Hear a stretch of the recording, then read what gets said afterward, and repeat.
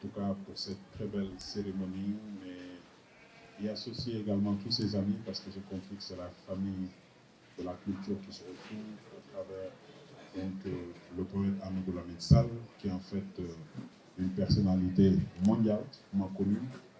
Donc, saluer également le ministre de la Culture, Baba Wan, qui est un aîné pour moi, mais qui est également, j'aurais dit entre guillemets, un acteur politique, pas un politicien. Toutes les questions politiques l'interpellent et on voit qu'il est assez présent en tout cas. Donc le député Badji, vraiment, l'éditeur, excusez-moi, Badji, donc Pape Samba Badji. Mais vous avez également, parce que vous légiférez, hein, c'est ce que j'ai sous-entendu. En tout cas, me réjouir surtout également donc, de dames et également un ami de très longue date à Souley Anta. Donc, remercier toute l'assistance. Je voudrais également saluer particulièrement donc, mon collègue député, Ouri Diallo, qui est un député de la diaspora, habitant de Anne.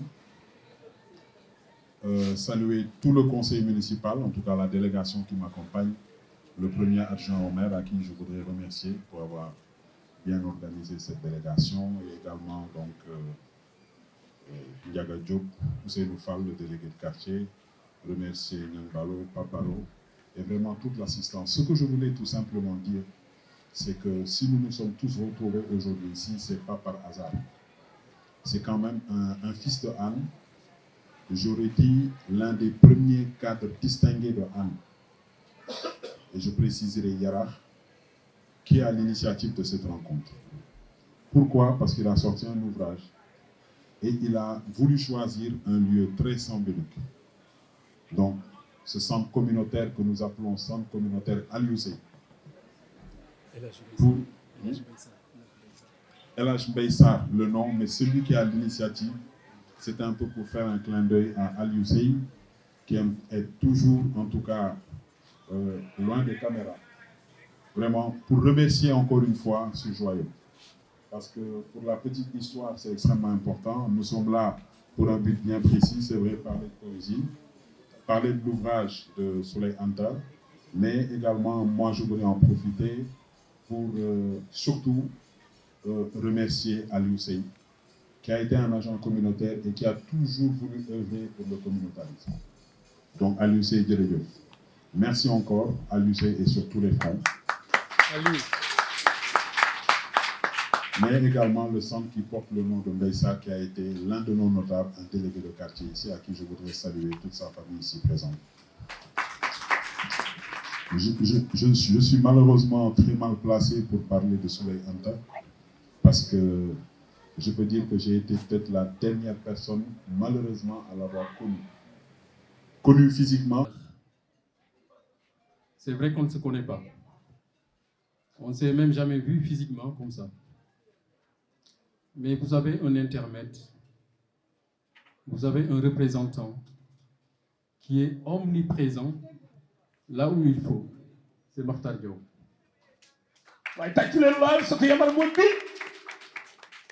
On s'est rencontrés à plusieurs reprises. Lorsque je présentais mon magazine, Yes Africa Magazine, j'avais même omis d'inviter la mairie. Mais Makhtar est venu. Et au nom de Monsieur le maire, mais a tenu un discours magnifique.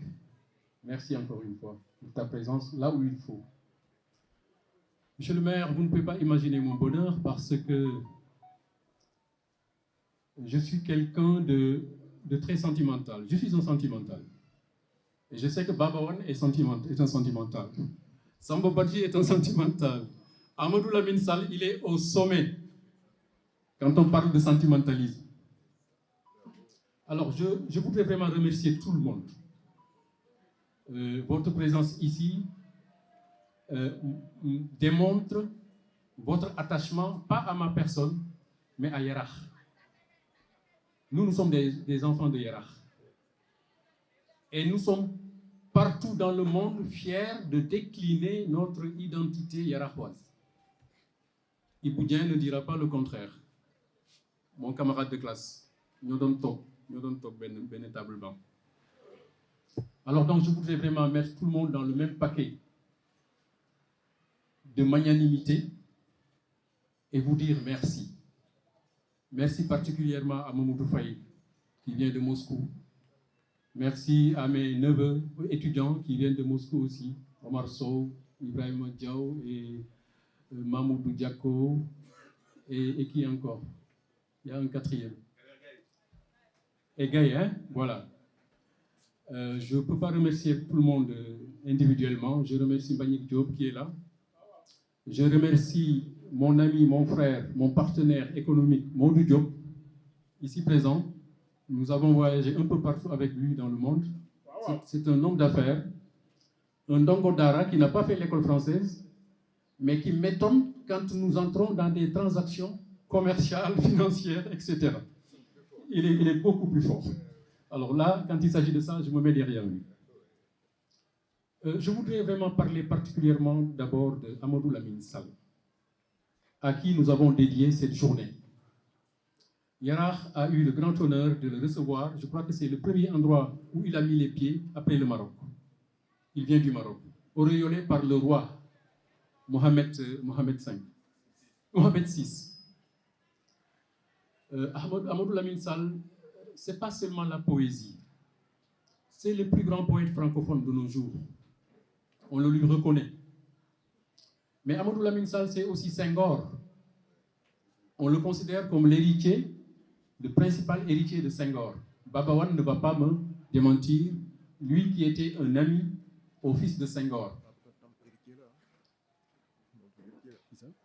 Non, je veux justement revenir à ça. C'est pourquoi j'ai mentionné son nom, parce qu'il était en proximité avec la famille de Senghor. Il était dans la proximité directe de la famille de Senghor, le ministre Babawan.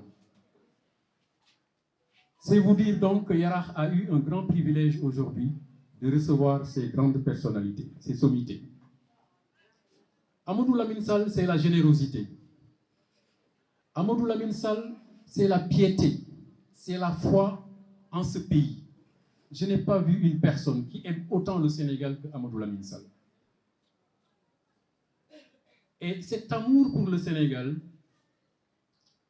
vous pouvez aussi le trouver dans ses rapports avec sa mère. Sa mère est encore en vie, machallah, 100 ans je pense, mais que Dieu lui donne longue vie encore. Il est toujours aux côtés de sa maman. Si vous regardez Facebook aujourd'hui, vous verrez son sacre au Maroc.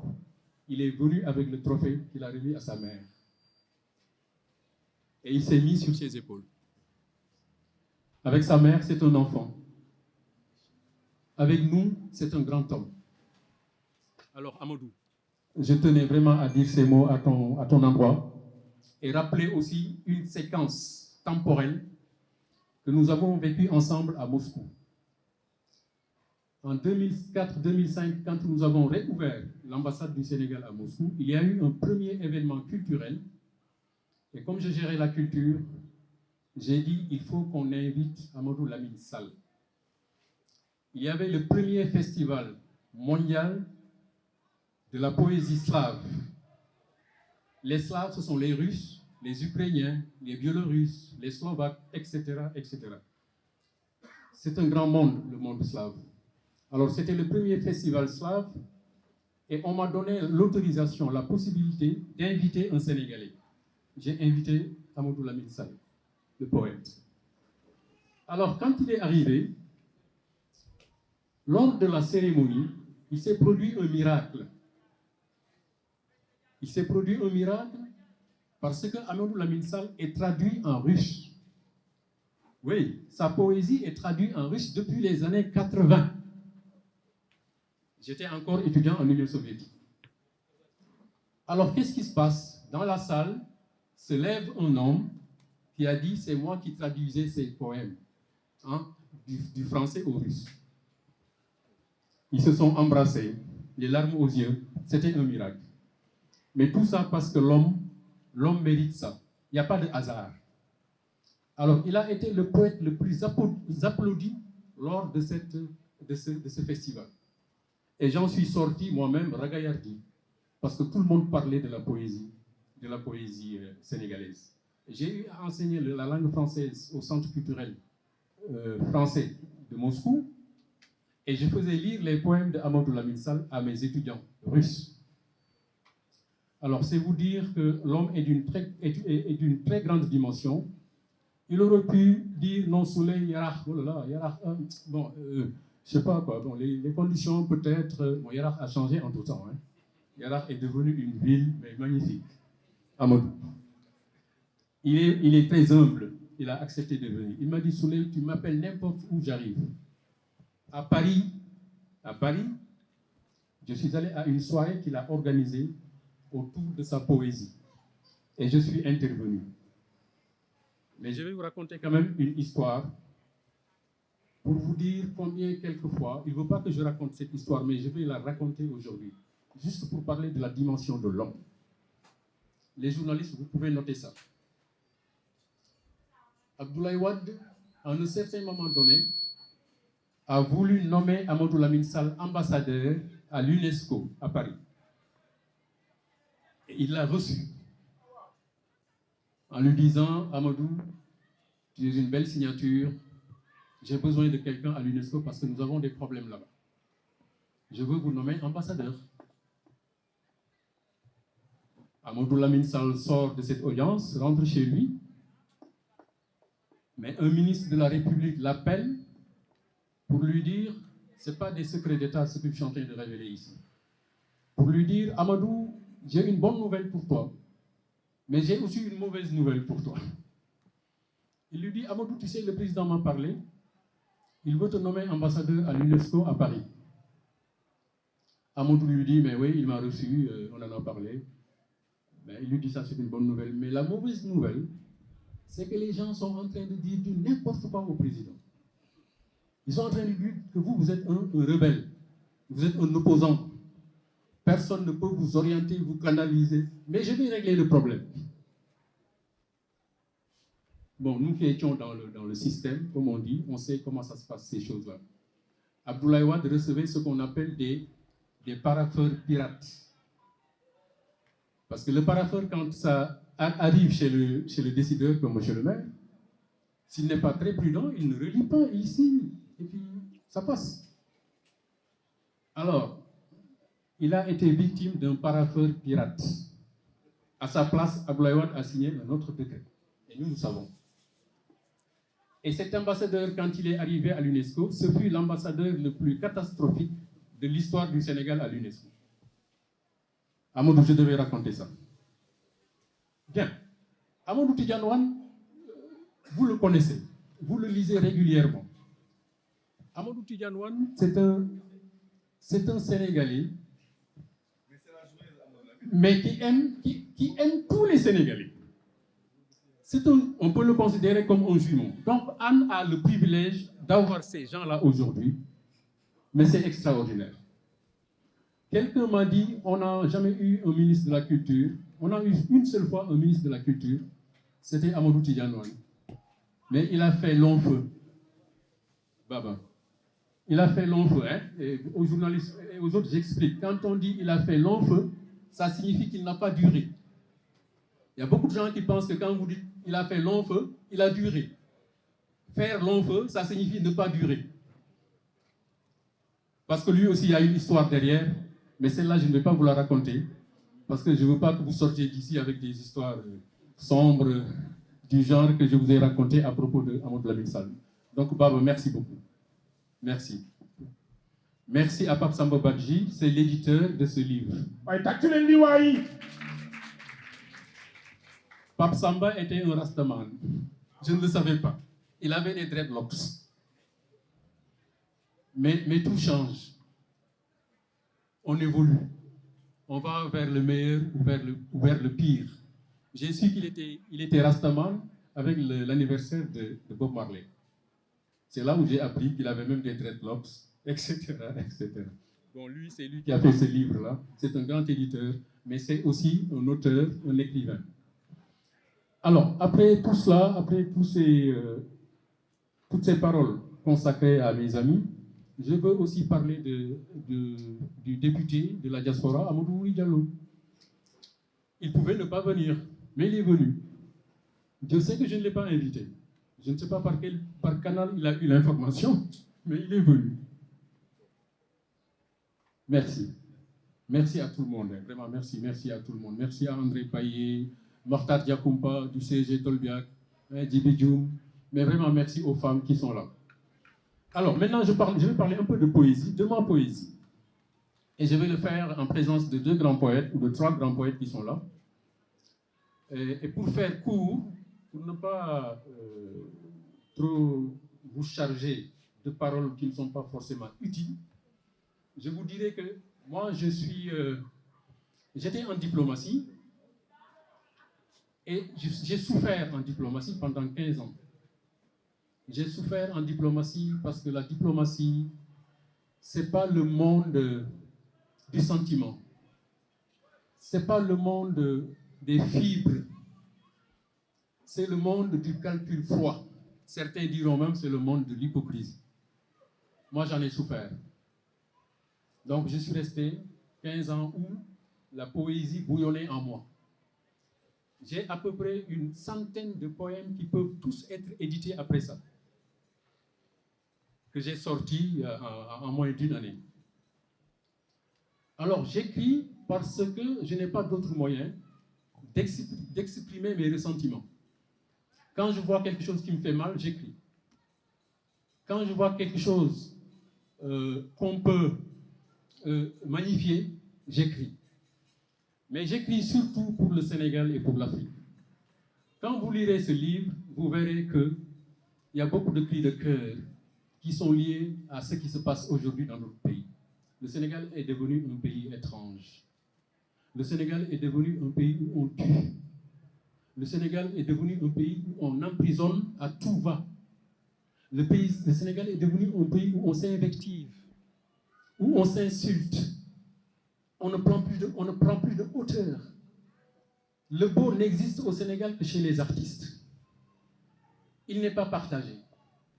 Donc moi, ça me choque de voir la situation dans laquelle notre pays se trouve. Le titre « Au-delà de minuit », je l'ai choisi en référence à un acteur politique, un vieil ami à moi, décédé, Feu Alioune Badara Cissé, avec qui j'ai partagé des moments sublimes. J'ai pensé à son « Il est midi » quand il avertissait les autorités sur les dangers qui guettaient le pays, en leur demandant d'agir. J'ai pensé à lui en faisant ça.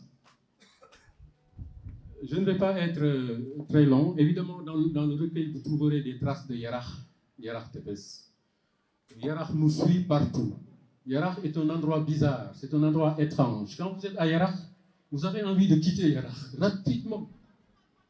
D'ailleurs, la philosophie, Ali me l'a rappelé, dans les temps, les gens qui réussissaient, entre guillemets, hein, on disait, les gens qui réussissaient, la première chose qu'ils faisaient, c'est de quitter Yarakh.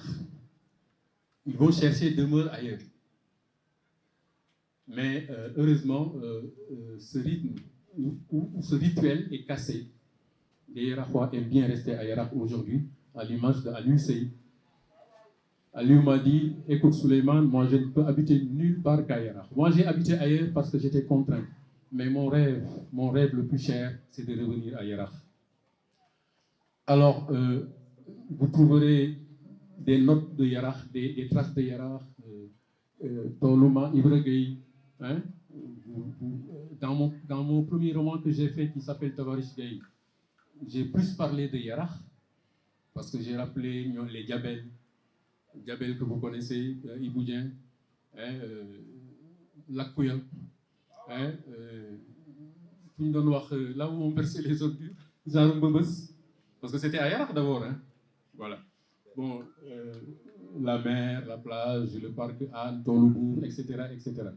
Et à ce propos, nous avons un frère qui s'appelle Cheikh Omar Baldé, qui a écrit un roman récemment, la saga des Demboubé. Je l'ai ici. Et moi, j'ai pris le chapitre qui concerne Yarakh. Il a concerné 6, 7, 8 pages à Yarakh, monsieur le maire. Je ne sais pas si vous êtes au courant. Il a même parlé d'une certaine Salimata Mbeng qui est